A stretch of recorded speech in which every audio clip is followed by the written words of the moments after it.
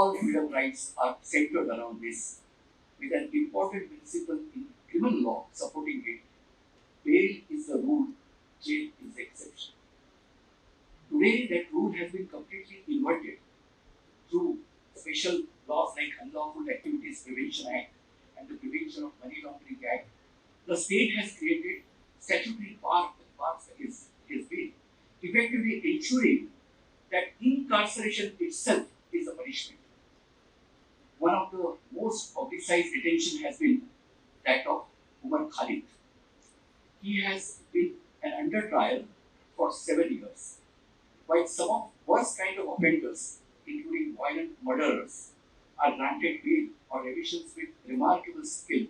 There is one man in North India who's given life sentence and is out of jail at every election or every important event, and he's given a remission. So everybody is granted bail, but political dissenters like Khalid languish behind bars.